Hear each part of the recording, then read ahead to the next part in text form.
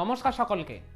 অনুপাত বা রেশিওর কিছু বেসিক জিনিস যেমন অনুপাত কি, তাদের বৈশিষ্ট্য কি, বা কোথায় কোথায় অনুপাত বা রেশিওকে সঠিকভাবে ব্যবহার করতে হয়, এগুলো নিয়ে আজকের ক্লাসে আমরা আলোচনা করব। তাহলে চলো আর কথা না বাড়িয়ে বোর্ডেই দেখা যাক। আচ্ছা, ধরো তোমাদেরকে বললো কোনো একটা ক্লাসে ছেলের সংখ্যা আছে, ধরো বললো 24 জন, ওকে, আর মেয়ের সংখ্যা আছে ওই একই ক্লাসে 18 জন। তাহলে ওই ক্লাসে ছেলে আর মেয়ের সংখ্যার অনুপাত নির্ণয় করো, এটা তোমাদের থেকে জানতে চাইলো। তাহলে কি করে আমরা বের করব বলো তো? ছেলে আছে 24 জন, মেয়ে আছে 18 জন।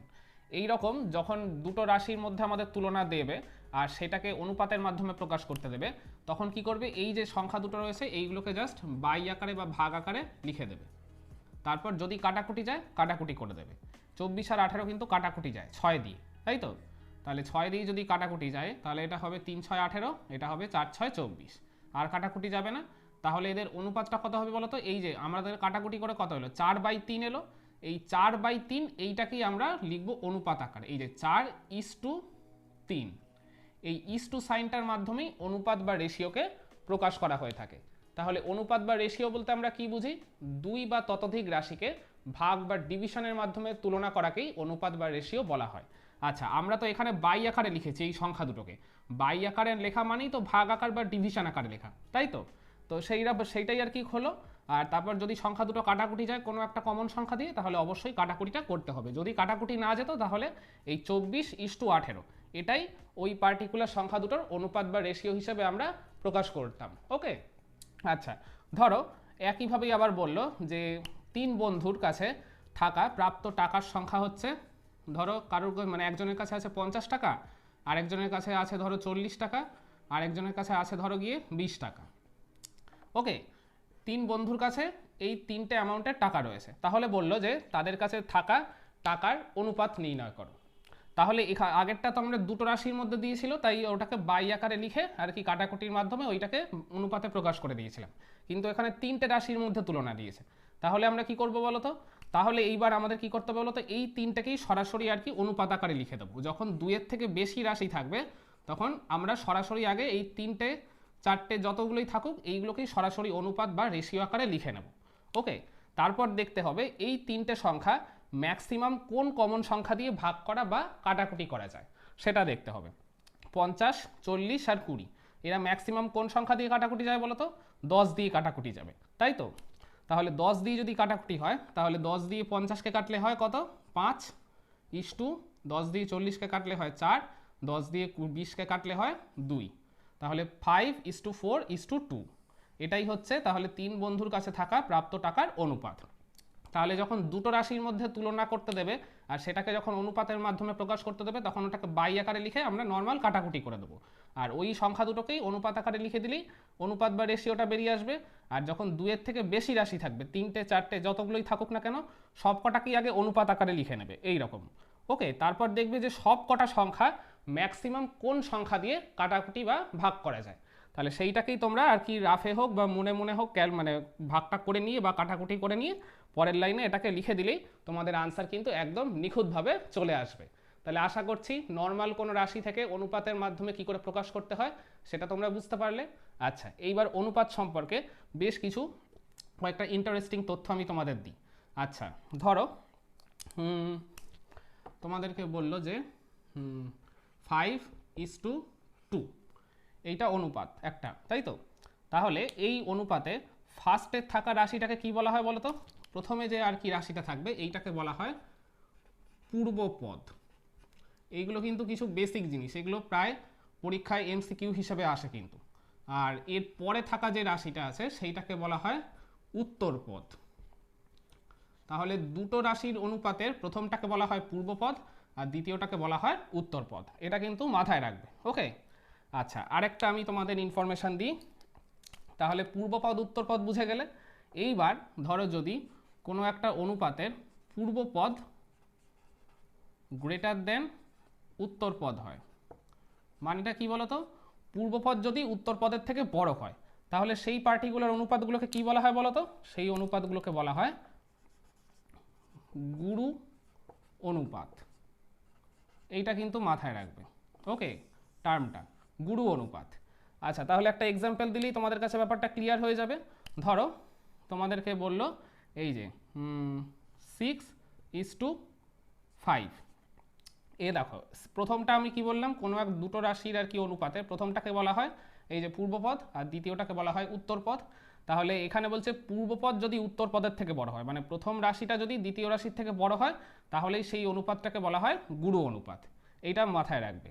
আর যদি ধরো এর উল্টোটা থাকতো, মানে যদি বলতো আর কি পূর্বপদ লেস দেন উত্তরপদ, মানে পূর্বপদ যদি উত্তরপদের থেকে ছোট হয়, তাহলে কি হবে, তাহলে সেই রাশিটাকে মানে সেই অনুপাতটাকে বলা হয় গিয়ে এই যে লঘু অনুপাত।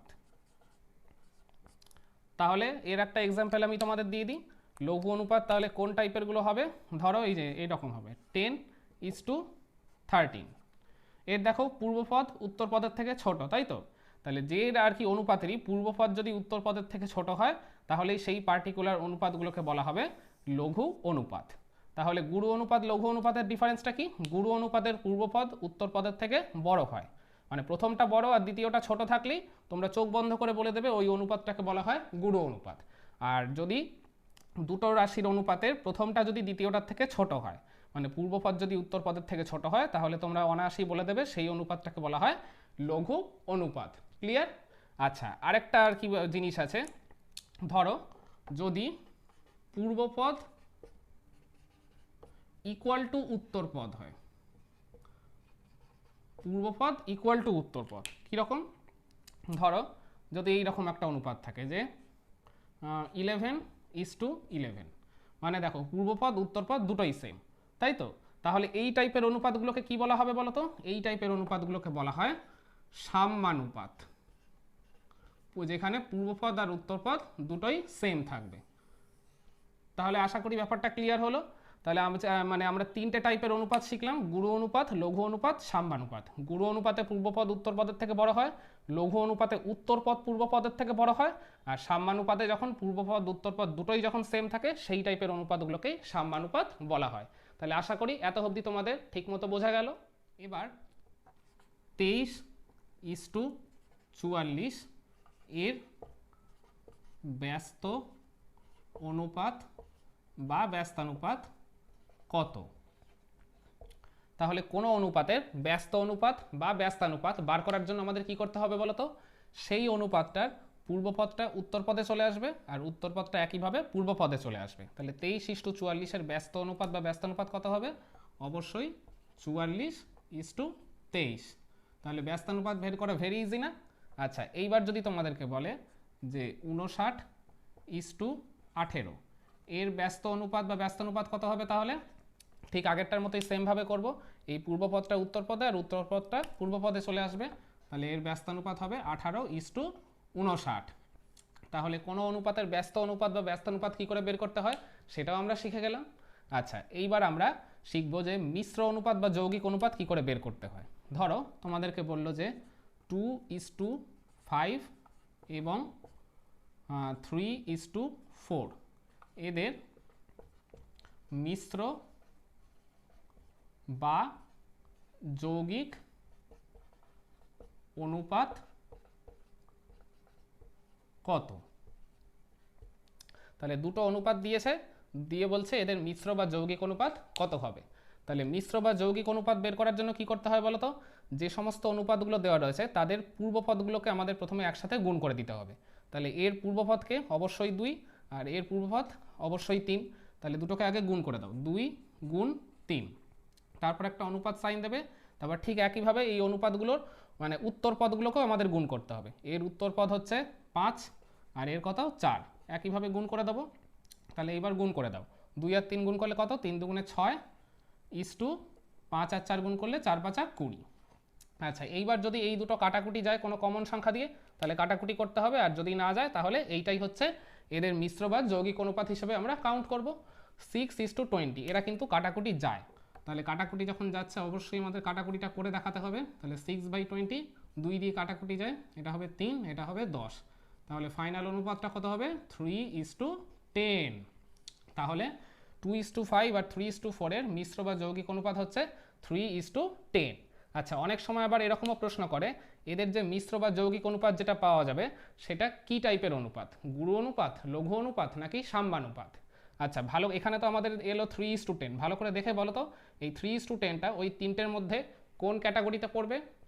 ভালো করে দেখো, এইটার মানে যে পূর্বপদ সেটা উত্তর পদের থেকে ছোট, তাহলে এটা কোন টাইপের অনুপাত হবে, অবশ্যই লঘু অনুপাত হবে।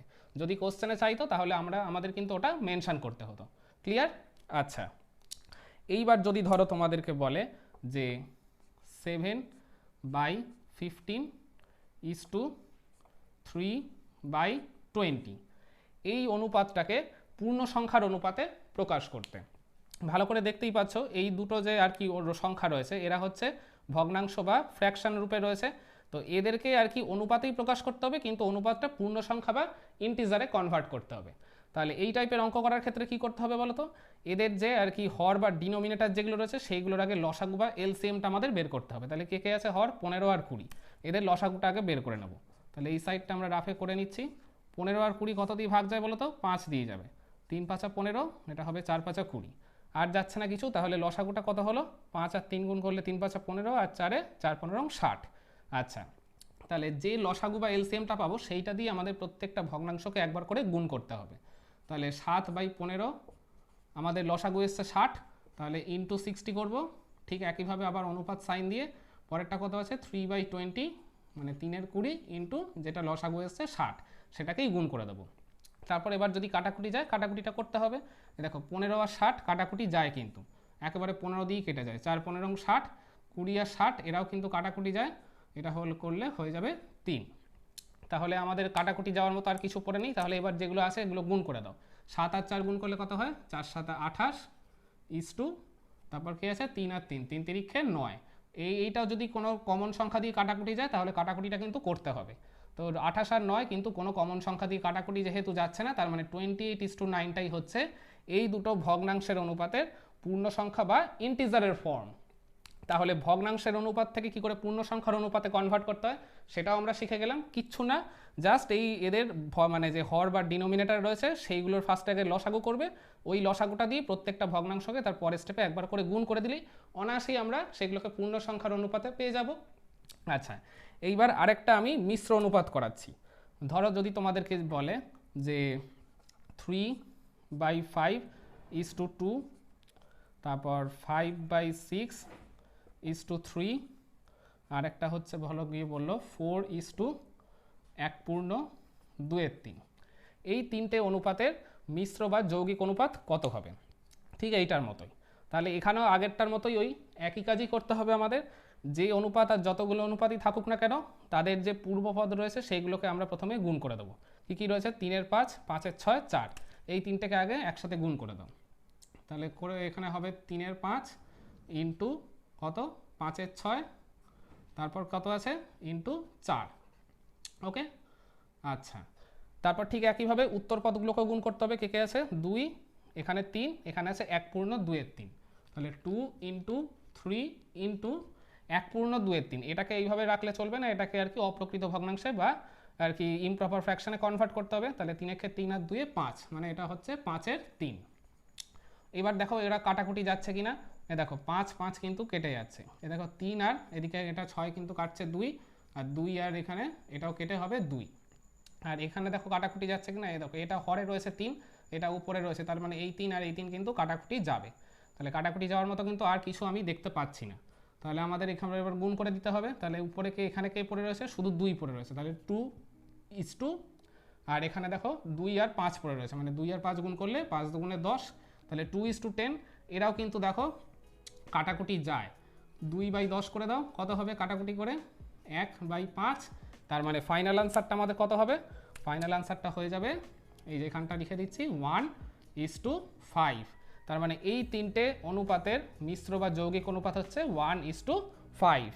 ওকে, তাহলে আশা করছি এই ব্যস্ত অনুপাত আর মিশ্র বা যৌগিক অনুপাতের এই পুরো ব্যাপারটা তোমাদের সবার কাছেই এখন ঠিকমতো ক্লিয়ার হয়ে গেছে। তাহলে এতক্ষণ তোমরা যারা আমার এই ক্লাসটা মনোযোগ সহকারে ফলো করলে তারা এই তিনটে অঙ্ক ঠিক আমার দেখানো এই মেথডগুলোর মাধ্যমেই সলভ করে প্রতিবারের মতো কমেন্টে আমাকে আনসারটা জানিয়ে দাও। তাহলে আজকের ভিডিওটা আমরা এখানেই শেষ করছি, দেখা হচ্ছে আবার পরবর্তী কোনো ক্লাসে। সবাই ভালো এবং সুস্থ থাকবেন। ধন্যবাদ।